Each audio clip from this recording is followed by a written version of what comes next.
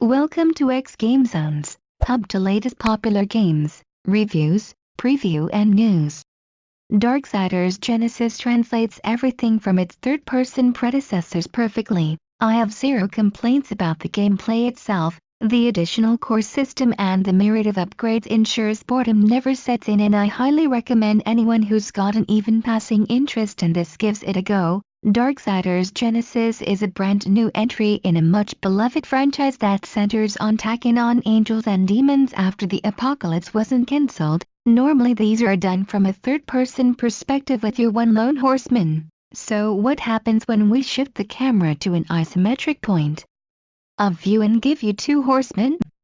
You get this prequel, of course. First thing I want to say right off the bat to all the Darksiders fans out there, if you are worried that this game is Diablo in a Darksiders skin, you have nothing to worry about. In truth, this plays exactly how you would expect a new entry to: puzzle solving, exploration, combo attacks and sweet visceral killing moves when your opponent's health gets low. Oh yes, my friends, this is indeed Darksiders. In fact, I often ended up getting hit by enemies' rainbow projectiles simply because it really wasn't Diablo. All that muscle memory was not helpful here. When playing as War, any veteran of the franchise will feel right at home. He's a large beefy tank that can send smaller enemies flying across the screen regardless of if he's on horseback or not. He is the guy you want when enemies are pouring in on top of you and you need to absorb some damage while firing off crowd-clearing wrath attacks.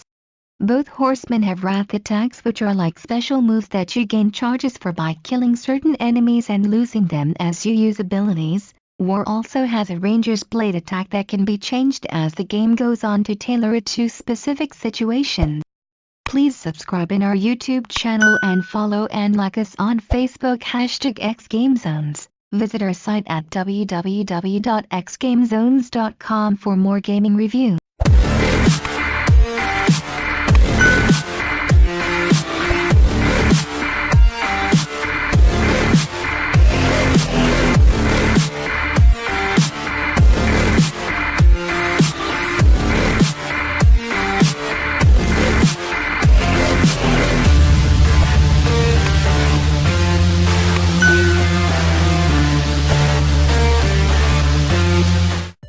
Darksiders Genesis Strife, on the other hand, is the newcomer to the show, and he brings a totally new angle to the formula. Guns. Playing as Strife, the new camera angle allows you to think of it as a twin-stick shooter. Aiming with the right analog stick while still moving with the left is an effortless joy as you mow down hapless demons before they get anywhere near you. Should you need to engage in melee, though, Strife does still know how to party. He sports two smaller blades that he dual wields and can help finish off opponents, or be used creatively to escape and evade as needed. Guns also have two different slots that can be customized with ammo types.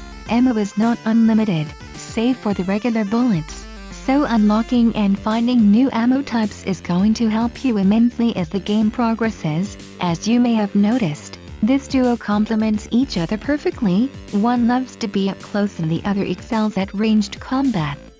Both horsemen can also mount their trusty steeds, and you will need to do this in order to traverse the game's levels.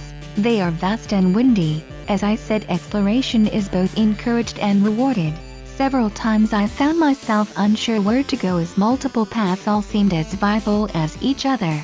I was never disappointed whenever I went off the beaten path. In single player, you get control of both horsemen and can swap between them at will. As you acclimate yourself to the flow of combat and learn your various combos, you'll start to realize you can actually combo with your partner character. I suspect that in co-op play you are able to combo moves together via teamwork, but alone you can chain attacks together after swapping to keep dealing the pain. In fact, the game's ability to adapt certain elements depending on if you are in co-op or not is a really nice touch. puzzles and interactive elements that are clearly designed for two players to work in tandem alter themselves so you can complete solo.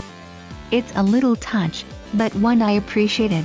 Working through the game you'll gain upgrades. Upgrades come in all sorts of flavors, most of which you can buy, but a few items are discovered during the course of the game, such as Bora's trusty crossblade. This allows you to access parts of the game world and solve puzzles you wouldn't be able to or haven't been able up until that point without them. This is a big plus as the game splits its time between combat, exploration, and puzzles very well. Having new challenges being introduced keeps these segments from getting repetitive or uninteresting. Alongside this is also another system known as creature cores. This is slightly different to how upgrades work. These cores are an item that you collect from enemies you've slain in battle. They come in various different types and levels. The screen is broken up into minor and major cores that you then slot your discovered cores into. These can give you various bonuses, which can also be increased if the core you put into a slot matches the type of slot you put the core into. It sounds complicated, but it really isn't when you put into practice. Major cores are orange and you can't slot them till you have several minor cores. See, the layout of the core menu isn't just for show. You start in the center and then as you fill it out it unlocks the slots nearby or powers them as the game states. This also presents an interesting problem later in the game, as in order to take cores out you may have to depower a slot you already have cores into. In the harder difficulties, cores become essential as leveling them up and increasing the bonuses they give you is the only thing that allows you to survive long enough to attempt winning. Darksiders Genesis combat at times can feel a little monotonous once you really get into the swing of it. However, there are so many different enemy types that no matter how many enemies I vanquished, I was more than happy to take on a few dozen more. The same can't be said of the bosses though. Bosses are a real threat, especially on the higher difficulties. Mixing both your horseman skills is often the key here. While certain bosses you may realize are weak to either strife or war respectively, the vast majority will throw everything they have at you. And it's great fun. Instead of feeling like you've been cheated out of a tough boss fight because you melted him in a few seconds, as other game comparisons may suffer from, Genesis really does deliver in this aspect. My only real complaint about this game is sadly that of a technical nature. There is a serious problem with collision detecting in this game. More often than not I'd find myself slipping and sliding around for reasons that were nothing to do with me. Sometimes I got stuck in walls, suspended over a deadly drop with no way to get back, or held for eternity inside the loot chest I just opened. I could forgive some of this, except trying to get to hard to reach places is a good portion of this game, and when you are afraid to try some difficult jumps because you don't want to be absorbed or repulsed by the wall, that's a problem.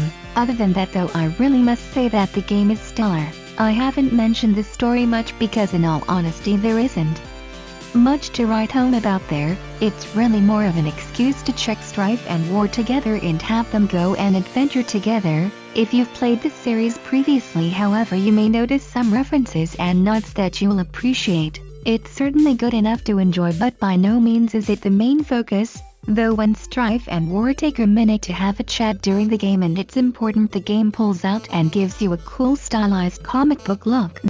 If you have any comments or suggestion, feel free to comment below. Thank you for watching. Please subscribe in our YouTube channel and follow and like us on Facebook #xGameZones. For more gaming review, visit our site at www.xgamezones.com. Don't forget to click the notification bell.